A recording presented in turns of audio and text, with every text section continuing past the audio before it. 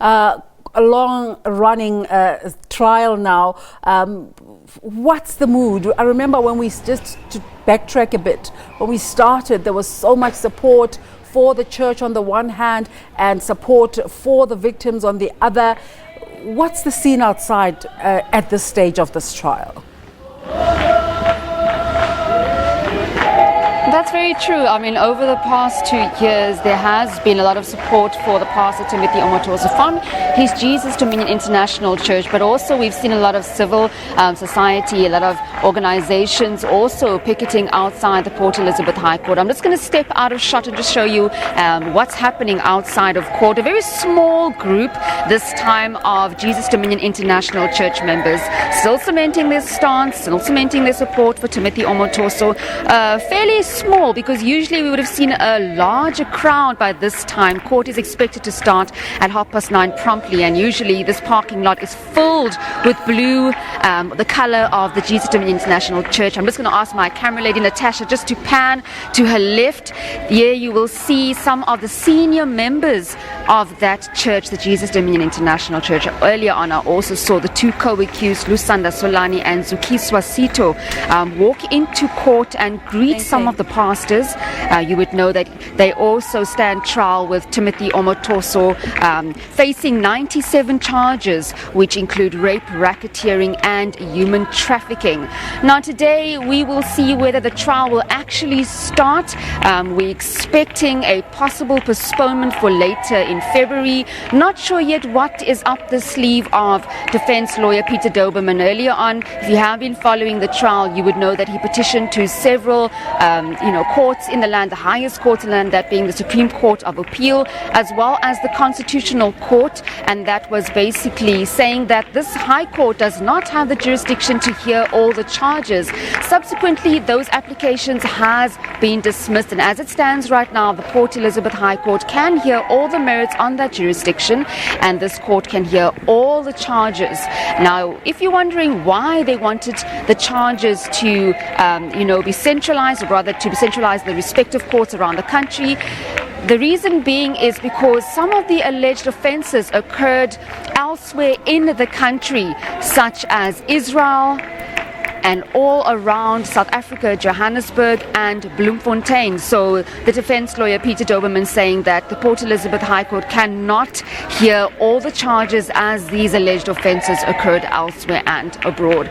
So it remains to be seen what will happen in court today, whether the state prosecutor Nebantewa will call a first witness to the stand, or if it's too premature, or if the defense actually has another application up their sleeve. You would know that there's been several applications on the cards now, and this has been since last year, November, December. We're now in January and we still haven't seen a witness take the stand.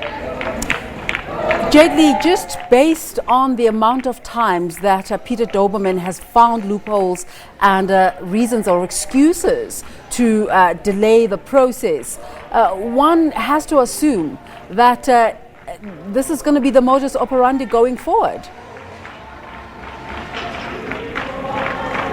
Well, I think from the very start we saw defense lawyer Peter Doberman, going that route, bringing several applications. First it was the centralization, then he had a problem with the indictment, saying that it did not actually stipulate the time references to the alleged atrocities that Timothy Omotoso allegedly did, saying that the state actually drafted up a poor indictment. There were no time references, there were no places, and that basically alluding to the testimony of Cheryl Zondi. So he basically tore that apart. We saw that application being dismissed at the Supreme Court of Appeal. Thereafter, he went after the centralization and the jurisdiction of the Port Elizabeth High Court, and whether this High Court can hear all those charges. So throughout the months, since this trial started de novo last year in June, we have been seeing this as a modus operandi from the defense, bringing these applications. We don't know if it's a stalling tactic. The state most likely in Leba and Taylor would like to think that, but subsequently they just do want to get this trial on the go. I'm not sure whether Cheryl Zondi will be the first witness to be called. In talks there was said to have other witnesses. You would know the Idols twins were also said to take the stand. So right now as it stands, we'll have to wait and see from the state prosecutor who his first witness will be. But going to court today, possible another postponement on the cards. We don't know yet whether court will proceed with that witness or whether defense lawyer Peter Domerman has another loophole. In the interim, do we know what is happening with the witnesses? Are they standing in the wings, or are they not in PE at all? Do we know?